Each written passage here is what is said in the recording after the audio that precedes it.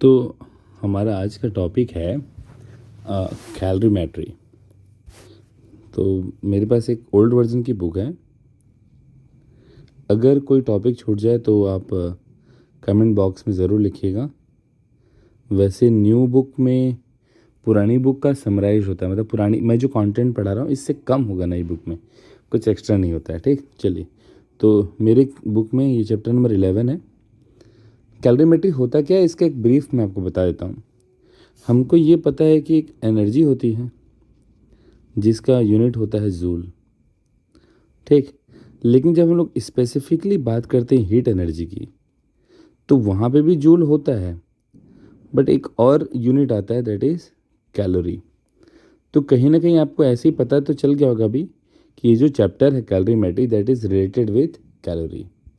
मतलब कि हीट की जो एक यूनिट है, it's not the SI unit.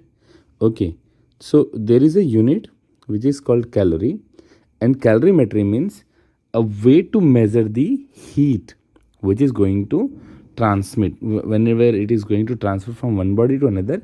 That heat we need to calculate, and how it will be, let's see in this chapter. The first topic which is given here that is a good one, that is the difference between heat and energy, और means we can say temperature. Okay, energy में नहीं, temperature में ज़्यादा confusion होता है कि temperature what it is. देखिए, let's assume the two containers. Okay,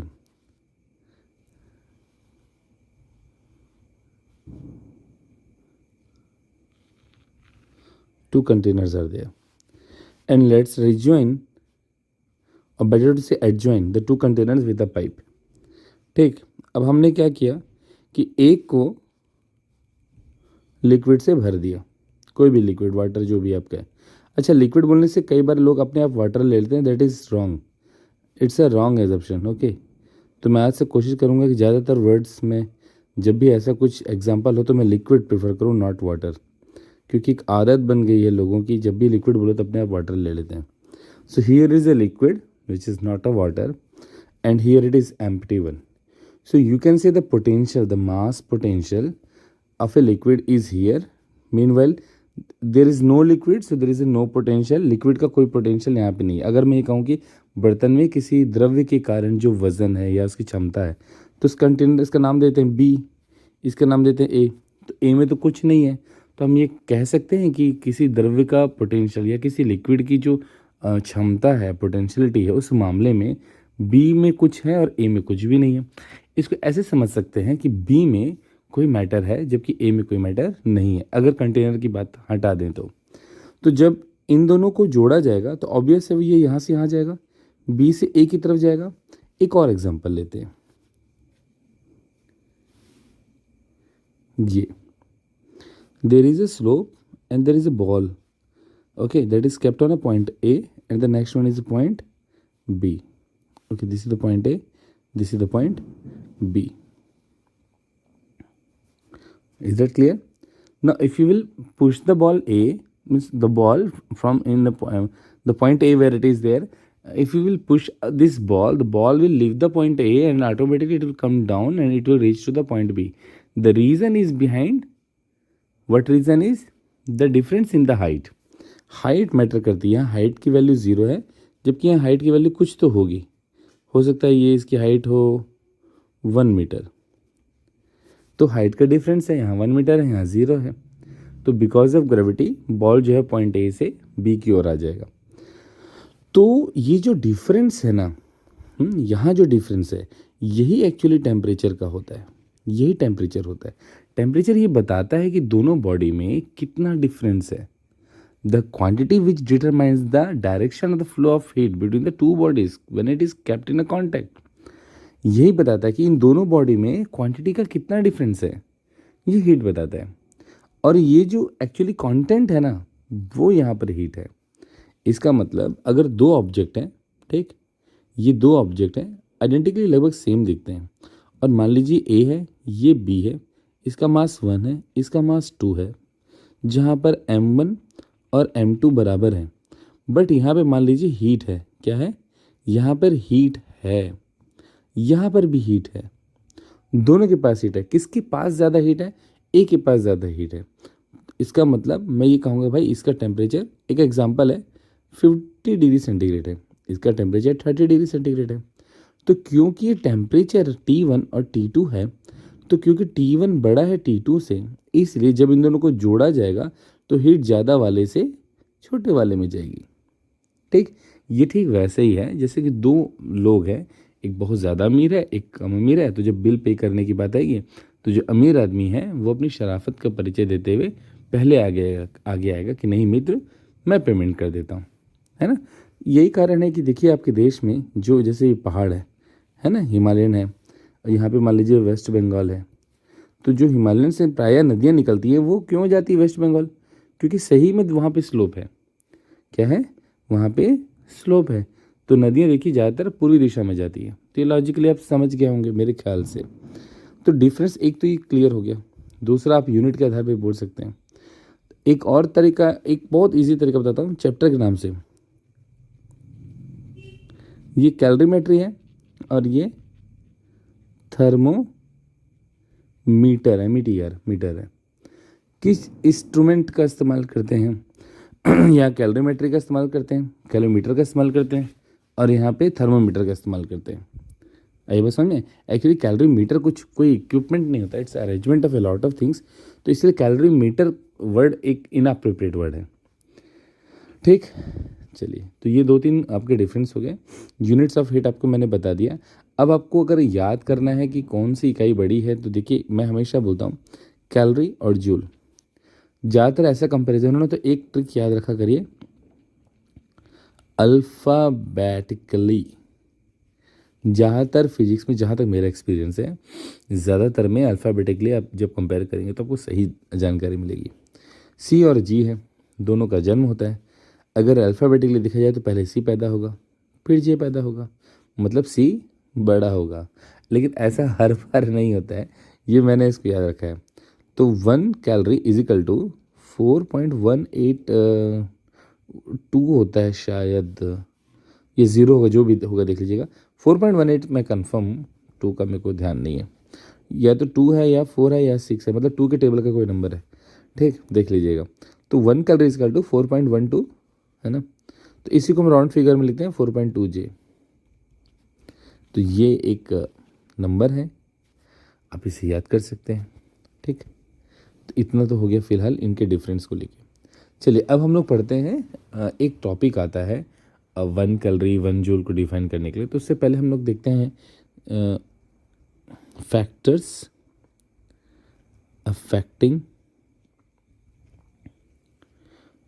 affecting the quantity of heat, है ना। ये क्यू, हीट को क्यू से रिप्रेजेंट किया जाता है ज़्यादातर जगह पे, है ना। Factors affecting the quantity of heat required to raise the temperature, है ना, of a body. Factors affecting heat, यहाँ पे बॉडी लिख देता हूँ, है ना। ठीक, सिर्फ बॉडी लिखे छोड़ते हैं। मान लीजिए देर इज ए कंटेनर। ठीक, इसको हम एक ट्राइपॉड पे या चलिए कहीं पे भी रख देते हैं।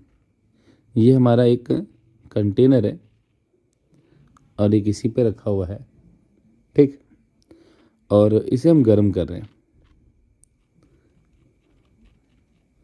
और इसमें मान लेते हैं थोड़ी देर के लिए क्या भरा हुआ है, एक लिक्विड भरा हुआ है। और मैं लिक्विड बोल रहा हूँ, ठीक, तो आप वाटर नहीं लेंगे।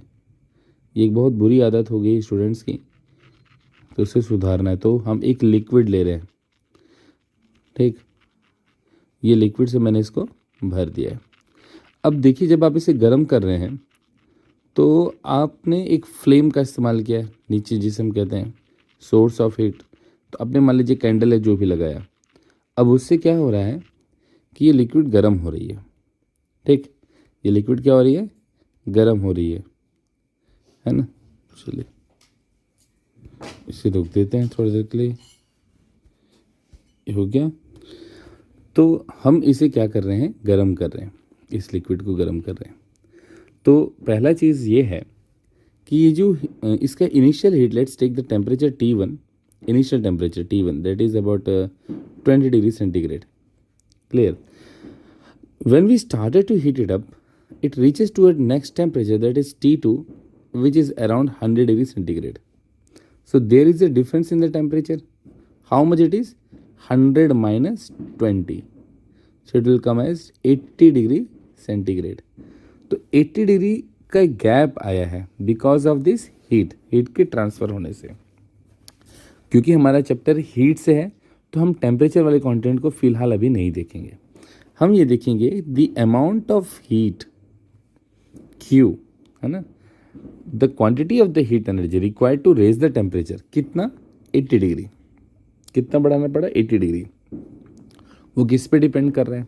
सो that depends upon the mass of the matter.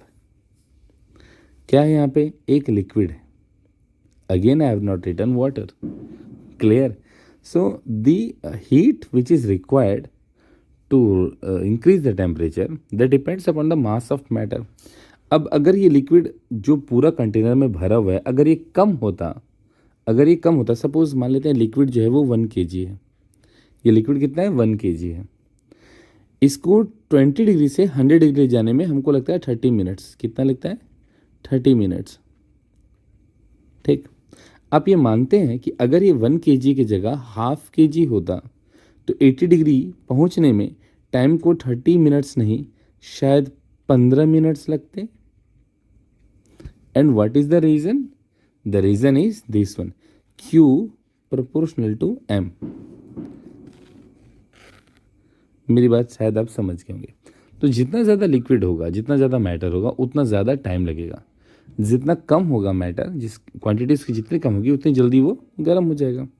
ये भी एक रीज़न है कि हम अपने गेस्ट्स को चाय देते हैं. क्यों? चाय होती कितनी है, मतलब हार्डली, जैसे अगर आप ये कप की बात करेंगे, कप थोड़ा गंदा बन गया, ये कप है ना, तो अगर आपके यहाँ गेस्ट आए हैं तो आपको हार्डली 3 कप चाय बनानी होगी. 2 गेस्ट आएंगे, एक आप पियेंगे. 3 कप पानी होता ही कितना है? ये 3 कप दूध होता ही कितना है? तो हार्डली 1 ग्लास, चले मान लेते 2 ग्लास. ठीक, 2 ग्लास वाटर को गर्म करना है. वैसे 2 ग्लास दूध में बहुत चाय बन जाती है. तो 1 ग्लास ले लेते हैं वाटर का और एक छोटा 1 ग्लास ले लेते हैं मिल्क का. मैं कितना क्यों डिफाइन कर रहा हूँ चाय गाड़ी.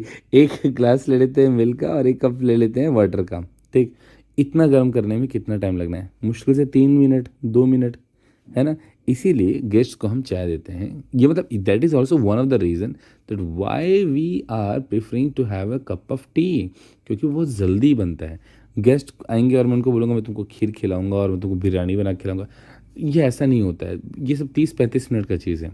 चाय 3 मिनट की चीज़ है ना, तो जल्दी बनती है. तो उसका रीज़न भी ये भी एक रीज़न है. एक तो उसका स्वाद तो है ही, रिफ्रेशमेंट देता है, बट एक रीज़न ये भी है ना. तो चलिए, ये हमारा क्लियर हो गया. दूसरा इसी को ले लेते हैं कि टेम्परेचर, ये डेल्टी, ये टेम्परेचर ये कितना बढ़ेगा वो भी डिपेंड करता है Q पे, है ना. इधर लिखा गया Q proportional to delta T, how much the temperature will raise. That is why what is this, that heat amount, है ना, heat amount is directly proportional to the delta T. It means जितना आप हीट देंगे उतना टेम्परेचर रेज होगा. जितना heat देंगे, अभी मैं 1 घंटे रखूँगा, अगर मैं इसे 1 घंटे अगर रखता हूँ 30 मिनट की जगह, तो हो सकता है 80 डिग्री की जगह ये लिक्विड 110 डिग्री तक पहुँच जाए. वाटर तो मैंने कहा नहीं है, तो बॉइलिंग पॉइंट तो आपको पता ही नहीं है. क्या पता है इसका बॉइलिंग पॉइंट 200 डिग्री सेंटीग्रेड हो, इस लिक्विड का पता नहीं क्या लिक्विड हो. तो अगर मैं 1 घंटे गर्म करूँगा तो 110 पहुँच सकता है. अगर मैं 1.5 घंटे गर्म करूँ, हो सकता है 180 डिग्री पहुँच जाए, है ना. मतलब जितनी ज़्यादा देर तक मैं इसे गर्म करता रहूँगा उतना ये ज़्यादा क्या होगा, गर्म होता जाएगा. ठीक, तो यहाँ पे हम ये समझते हैं कि यहाँ पे 2 चीज़ें इंपॉर्टेंट हैं. पहला, एक तो उसका मास और दूसरा है डेल्टी. ठीक। एक मटेरियल भी होता है, कैसा मटेरियल है ना। तो कौन सी, कुछ मटेरियल जल्दी गर्म होते हैं, कुछ स्लो होते हैं, बट वो ज़्यादा इंपॉर्टेंट अभी फ़िलहाल नहीं है। तो इन दोनों को मिलाते हैं। So Q proportional to M del T। Is that clear? तो प्रोपोर्शनलिटी जगह हमको क्या करना है, एक कांस्टेंट लेना है, तो ये हो जाएगा CM del T। यहाँ पे जो C है वो याद रखिएगा स्मॉल c है, ठीक। स्मॉल c का नाम होता है स्पेसिफिक हीट कांस्टेंट, ठीक। क्यों ऐसा लेते हैं? क्योंकि कंटेनर में जो हमने लिया है वो लिक्विड लिया है। क्या लिया है? लिक्विड लिया है।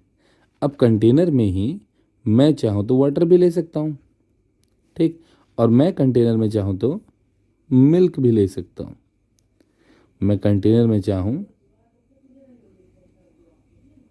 तो एक इम्प्योर वाटर भी ले सकता हूँ जिसमें बहुत सारी चीज़ें मिली हुई हैं। इन सबको अगर मैं गर्म करूँ, और अगर इन सब के मासेस सेम है, इन सब के मासेस मान लीजिए सब 1 लीटर है, ठीक। और इन सबको अगर मैं गर्म करूँ तो क्या वो सेम टाइम पे सेम टेम्परेचर पहुँचेंगे? बिल्कुल भी नहीं पहुँचेंगे। क्यों नहीं पहुँचेंगे? क्योंकि सब मटेरियल अलग अलग हैं।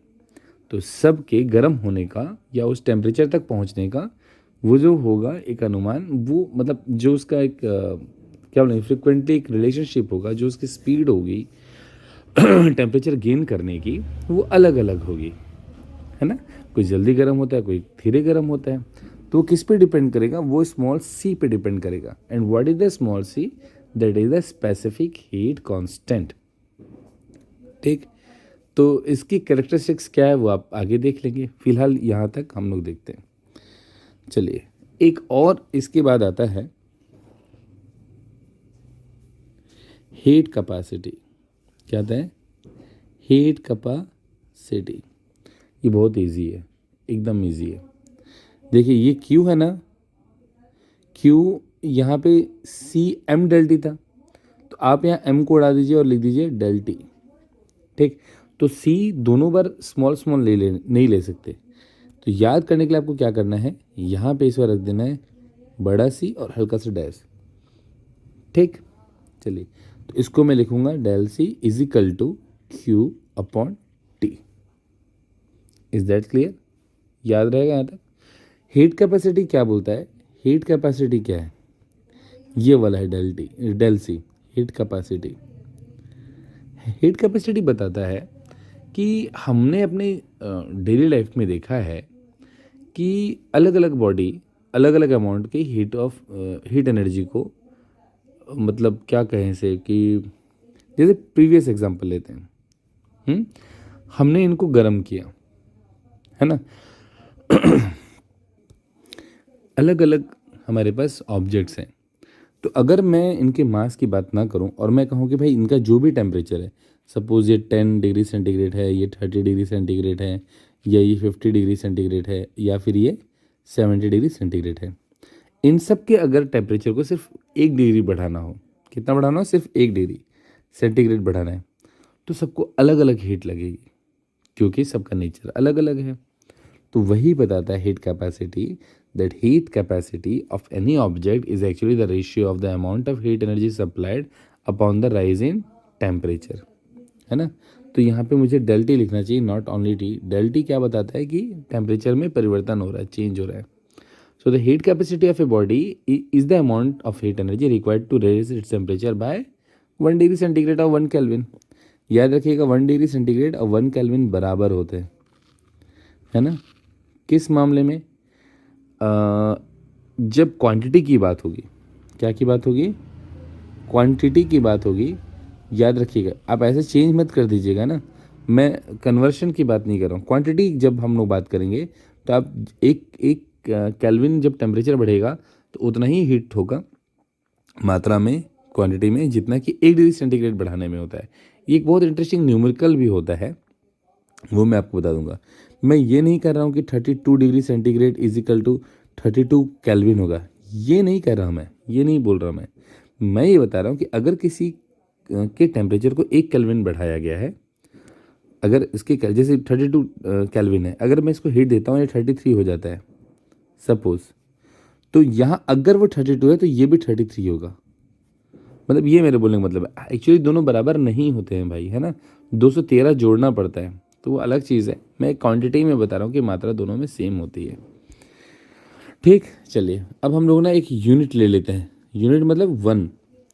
तो हमको लेना है यूनिट स्मॉल सी और एक लेना है यूनिट कैपिटल सी डैश। ठीक, चलिए देखते हैं क्या है। स्मॉल, अरे ऊपर जगह था, चलो स्मॉल सी को देखते हैं। Q is equal to C M del T. आई बात समझे। अब ये हो गया हीट, ये हो गया स्पेसिफिक हीट कांस्टेंट, ये हो गया मास ऑफ द ऑब्जेक्ट, और ये हो गया रेज इन टेम्परेचर। ठीक, सबको यूनिट डाल देते हैं। मास ले लेते हैं 1 kg, टेम्परेचर ले लेते हैं 1 डिग्री सेंटीग्रेड, हीट ले लेते हैं मान लीजिए 1 जूल। आई बात, यहाँ तक बात समझ में आई। चलिए ये अब सबको भेज दीजिए 1 जूल अपॉन 1 किलोग्राम अपॉन 1। अब सेंटीग्रेड चलता नहीं है ना ज़्यादा, क्योंकि ऐसा यूनिट नहीं है, तो 1 केल्विन ले लेते हैं। तो ये आएगा जूल पर केजी पर केल्विन इजिकल टू सी। ठीक, तो ये हो गया हमारा unit, unit for a specific heat constant. मतलब जब भी सी निकलेगा तो उसके पीछे यूनिट ये लगेगा। अब कैपिटल सी का क्या निकलेगा? कैपिटल सी का क्या अभी जस्ट बताया था, C dash is equal to amount of heat और del T. Amount of heat है क्यू और डेल टी क्या है? Temperature, kelvin. ये हो जाएगा हीट के लिए हम नॉर्मली ले सकते हैं जूल, और ये के ऊपर जाएगा तो हो जाएगा पर केल्विन। देखिए दोनों की यूनिट में क्या डिफरेंस आ रहा है पता है? एम का डिफरेंस। यहाँ पर एम मास है, किलोग्राम है, यहाँ पर नहीं है। तो एक यूनिट का तो डिफरेंस आपको समझ में आ गया।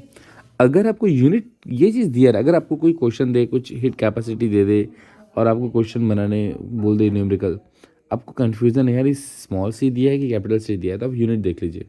किलोग्राम है तो स्मॉल सी दिया है, किलोग्राम नहीं है उस यूनिट में मतलब कैपिटल से दिया है, तो आपको तो फॉर्मूला ऐसे ही पता चल जाएगा। ठीक, अब इनमें कुछ चीज़ें और जोड़ लेते हैं, है ना। क्या जोड़ लेते हैं? देखिए हम लोग जोड़ लेते हैं जैसे कि एक थोड़ा सा कॉम्प्लिकेशन वाला चीज़ बता रहा हूँ, थोड़ा समझिएगा, है ना। इसको थोड़ा सा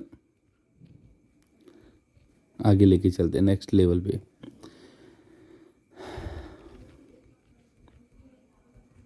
अदर यूनिट्स, ठीक, अदर यूनिट्स। अगर हम ये कहें कि यहाँ पे ये जो कैपिटल सी है ना, ये क्या है? हमारा हीट कैपेसिटी है। तो हम इसको वर्ड्स में लिखते हैं जूल, जूल पर kelvin. Is this right sentence? I think so. Okay, अगर मैं केल्विन को चेंज करना चाहूँ सेल्सियस में, तो मैं कहूँगा जूल पर सेल्सियस, है ना। अगर मैं इसे सिंबल में लिखना चाहूँ तो लिखूँगा जूल पर सेल्सियस, क्योंकि सी के बाद जो एक्सपोनेंट टाइप का है ज़ीरो, वो तो आता नहीं है, वो तो नंबर पे आता है। जैसे हम लोग एग्जांपल ले लेते हैं आपको समझाने के लिए, 2 डिग्री सेंटीग्रेड, तो सी के पहले है ना ये, इसलिए मैंने यहाँ लिखा। तो ये जूल का पावर नहीं है, याद रखिएगा। मैं ऐसा लिख सकता हूँ, है ना। थोड़ा सा इसको पेचीदा बना देते हैं। अब देखिए मुझे जूल को चेंज करना है कैलोरी में, तो मैं यहाँ से लिख सकता हूँ कैलोरी डिग्री। ये एक कॉम्प्लिकेटेड चीज़ है, इसे देख के समझ में नहीं आता है कई बार, ये क्या है, ये तो पढ़े नहीं, हम लोग नहीं पढ़े हैं, चेंज कर दिया गया। अब एक लास्ट लेवल जाते हैं, है ना, 10th के लिए काफ़ी है। हमें चेंज करना है 1 किलो कैलोरी पर सेंटीग्रेड को, किस में? नॉर्मली कैलोरी में। तो यहाँ पे आ जाएगा 1000 कैलोरी। ठीक, मेरे हिसाब से जो लास्ट लेवल हो सकता है वो ये है, 1000 को इधर भेज दिया, 1 किलो कैलोरी अपॉन 1000, ठीक, इजिकल टू ये देखने में थोड़ा सा कॉम्प्लिकेटेड बट है कुछ भी नहीं, कुछ भी नहीं, इधर से उधर चल रहा है और कुछ नहीं है, ठीक। चलिए अब ये दोनों है ना, इनको वर्ड्स में लिख लेते हैं, सेंटेंस बना लेते हैं, फिर इस पूरे चक्र से हम बाहर निकल लेंगे, है ना, यही लास्ट है। फिर से लिखते हैं, small C is equal to Q upon M del T, ठीक। चलिए इसको करते हैं, द स्पेसिफिक हीट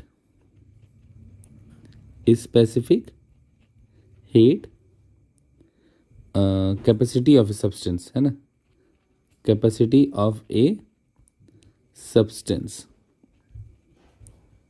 ठीक, is the amount of heat energy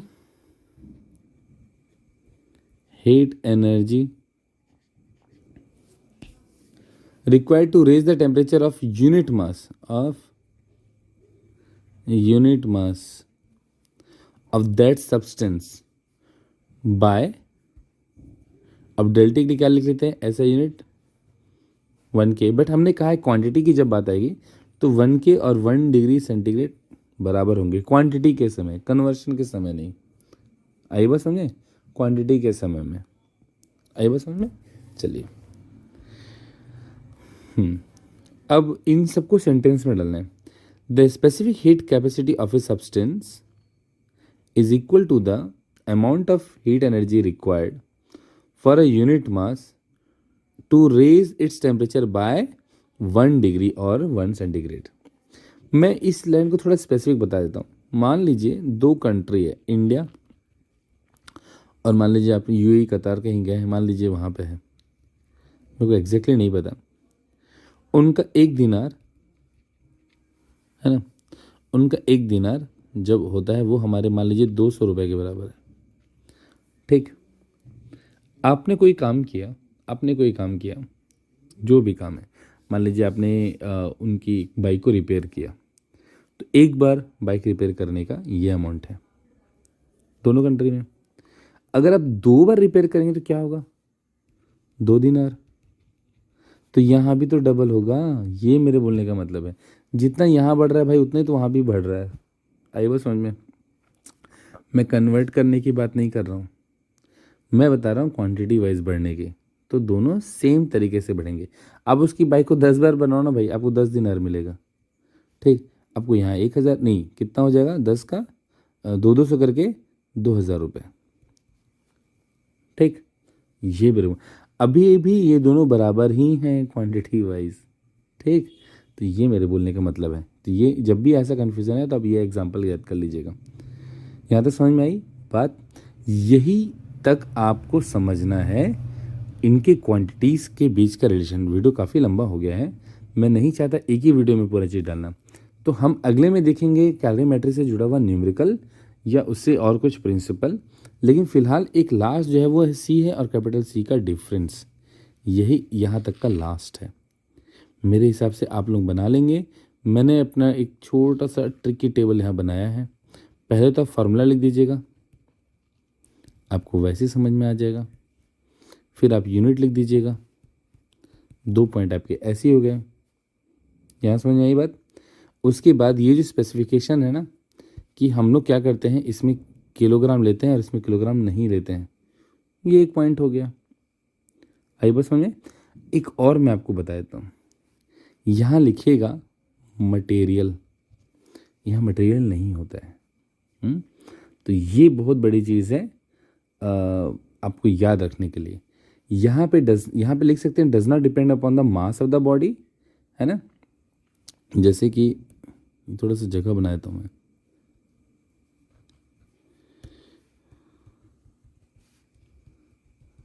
ठीक। हमको ये पता है कि जो स्मॉल सी है, ये जो स्मॉल सी है, यहाँ पे क्या होता है, मास एक बहुत बड़ा फैक्टर होता है ना, बहुत बड़ा फैक्टर होता है। क्या चीज़ है, so it does not depend the specific heat capacity is one of the factor.